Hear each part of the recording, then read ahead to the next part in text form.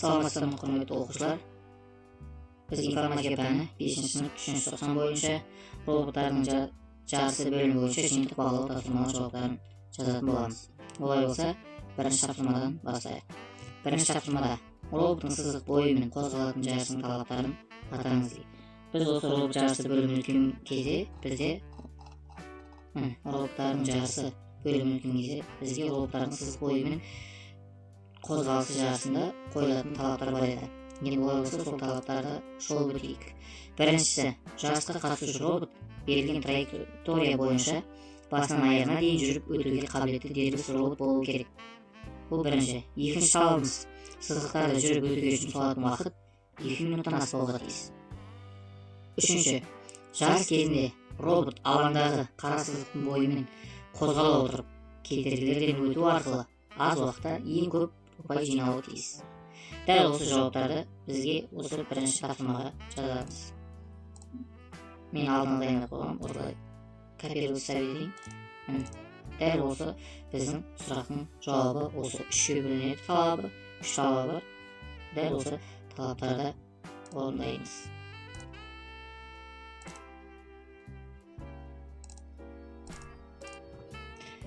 Видеоны тоқтатып жазылыңыздар. Және де бір жылға дайындалып жаттап барыңыздар. Сіздер ол жерге барып алып, алдын ала барып көшіріп бармаңыздар. Осыны көріп дайындалып жаттап барғаныңыз абзал. Олай болса, екінші тапсырмаға өтейін. Екінші тапсырма, жарыс өтетін алаңға қойылатын талаптарды атаңыз. Жарыс алаңы. Және де ол біздің төменгі жаңа тақырыптың төменгі жағында болады. Жарыс өтетін алаңға қойылатын талаптар. Жарыс алаңына қойылатын талаптар. Робот біріншісі, жүретін алаң 2400 мм және де 3800 мм арасында болады. Жарыс өтетін алаңның арақашықтығы осындай болу керек, 2400 мм және де 3800 мм арасында. Екінші талабы, жарыс алаңы бозғылт түсті болуы тиіс. Сондықтан түсі қою қара, ені 50 мм, бұрылыстардағы ең аз бұрылу радиусы 300 мм. Екінші қойылатын талабымыз. Үшінші талабы, ұпай есептелетін тұстардағы кедергілер бар жерлер сары түспен белгіленген. Кедергілер тұрған жер сары түспен белгіленген.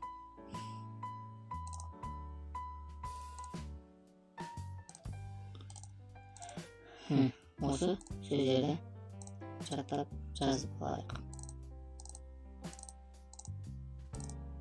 Робот жүретін алаң бар.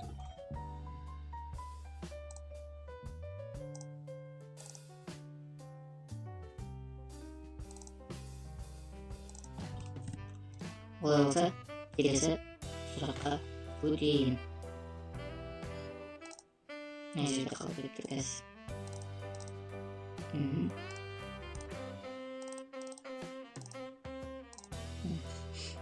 Үшінші, сәйкестендіріңіз. Үшінші тапсырмада сәйкестендіру. Енді бізде сөздіктерімізде бар болады. Мысалы, иір сызық қандай мағынада, қара сызықтың орыс тілі ағылшын тіліне қалай аударылады, дәл соны белгілеп сәйкестендір деп бізге сұрақ қойып жатыр. Енді оны біз мына жерден қарасақ, кітапта белгіленіп тұр. Ағылшынша, орысшасы, қазақшасы бәрі белгіленіп тұр. Міне бізде ол 83-ші бетте тұр екен. Қара сызық, черная линия, black line. Иір сызық, изогнутая линия, curved line. Алаң, ring, жарыс, соревнование, contest. Сәйкесінше біз оларды былай сәйкестендіреміз. Иір сызық, изогнутая, curved line.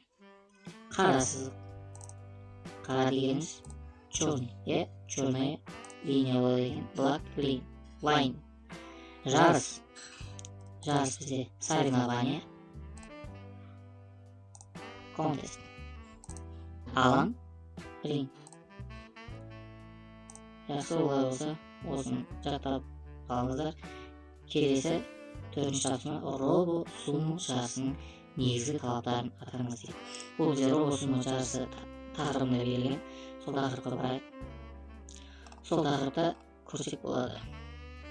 Robot sumo çağrısının негізгі талаптары бізде екеу. Робот сумо чарасына қатысады. Робот қарсыласын ринг шеңберінен қара сызығынан сыртқа ығыстырып шығаратын дербес робот болу керек. Дербес, яғни ол өздігінен жұмыс жасау керек.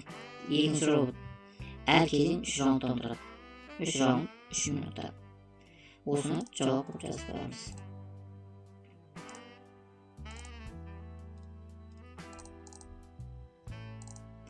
Міне, осы жауаптарды жазып қояйық. Жақсы, олай болса, бүгінгі пожылдың жауаптарын жаздық. Келесі пожылдарда жолыққанша сау болыңыздар. Каналға тіркеліп, лайк басып кетіңіздер. Және де келесі шыққан видеоларды көріп жүрулеріңізді сұраймыз. Рахмет, сау болыңыздар.